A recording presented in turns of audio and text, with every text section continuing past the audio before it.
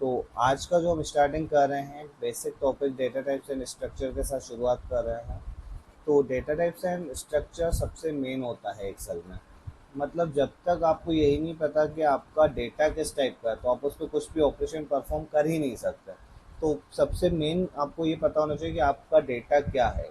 वो सेल्स का डेटा है, किस चीज़ का डेटा है, किस कॉलम में क्या रखा गया है, अपन को करना क्या है। अनटिल एंड अनलेस जब अपन को ये पता ही नहीं है कि अपन को करना क्या है तो अपने लिए वो वर्थ इट ही नहीं होने वाला। तो सबसे पहले अपन को जानना है कि डेटा टाइप्स क्या होते हैं और एक्सेल में डेटा टाइप्स का इम्पोर्टेंस क्या है।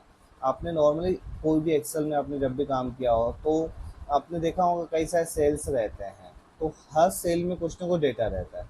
तो आप देखते हैं कि अगर अपन उसमें डेट डालें तो उसका फॉर्मेट अलग हो जाता है, नंबर डालें तो वो राइट साइड में चला जाता है, टेक्स्ट डालें तो लेफ्ट में चला जाता है। तो वो डेटा टाइप के बेस पे डिसाइड होता है कि अपन किस टाइप का डेटा एक्सेल में डाल रहे हैं।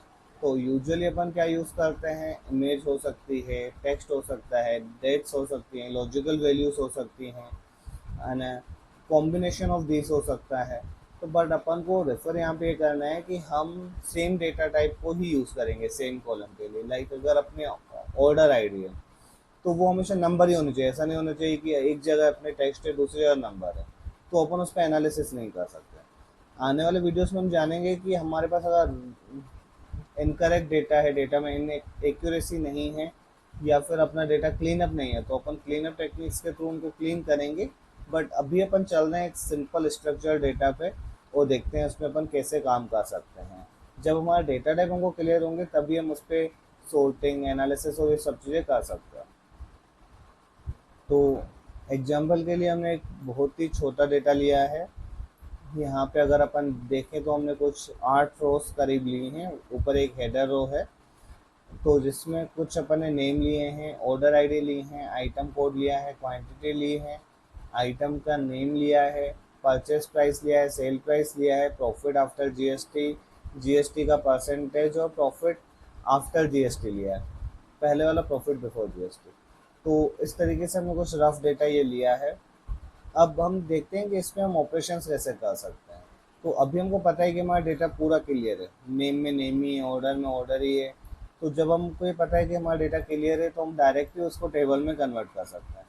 अगर इस डेटा को हमको टेबल में कन्वर्ट करना है तो पहले हमने डेटा को सिलेक्ट कर दिया और यहाँ पे इंसर्ट ऑप्शन रहता है। इंसर्ट ऑप्शन में आप चले जाइए टेबल। अब जैसे आप टेबल पे जाएंगे तो आपका ये डेटा टेबल में कन्वर्ट होगा।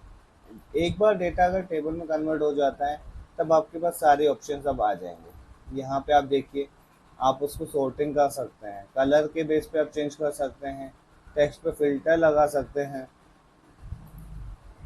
ऐसे ही आप ऑर्डर आईडी पे लगा सकते हैं। यहाँ पे लेट्स से मेरे को सेल प्राइस चाहिए पर कौन से ग्रेटर चाहिए, मैं यहाँ पे लगा सकता हूँ। मेरे को सेल प्राइस ग्रेटर देन 100 चाहिए या ग्रेटर देन 20 ले लेते हैं अपन, लेट्स से। फिर देखिए, तो इस तरीके से अपन सारे अब ऑपरेशंस इस पे कर सकते हैं।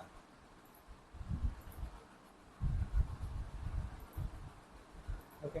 तो एक बार डेटा अपन टेबल में कन्वर्ट कर दें तो यहाँ पे अपन के पास कलर का भी ऑप्शन आ सकता है, कंडीशनल फॉर्मेटिंग अपन लगा सकते हैं, बहुत सारी चीज़ें अब इस पे अपन कर सकते हैं।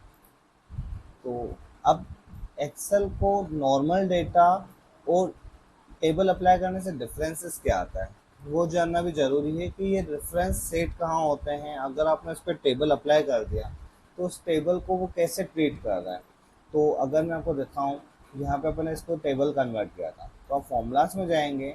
यहाँ तो यहाँ पे जिस मैंने आपको दिखाया डिफाइन मैनेजर में, यहाँ पे आपके टेबल को रेफरेंस मिल जाता है जिसके बेस पे ही एक्सेल अब सारे ऑपरेशन इस पर परफॉर्म कर सकता है। तो टेबल अप्लाई करने से यहाँ पे आपकी टेबल अप्लाई हो जाती है। आप इस टेबल को नाम चेंज भी कर सकते हैं एडिट करके। ये आपको रेंज भी बता रहा है कि किस शीट को रेफ़र कर रहा है। जैसे ये शीट 2 को रेफ़र कर रहा है तो ये हमारी वाली नहीं है, हमने अभी जो बनाई थी वो ये वाली होंगी फिर। तो यहाँ पे आप देख पाएंगे शीट 3, ये रेंज आपकी सिलेक्टेड आ रही है। यहाँ पे आप इसको नाम भी दे सकते हैं। Thank you for watching, please do like share subscribe and follow us for more learning.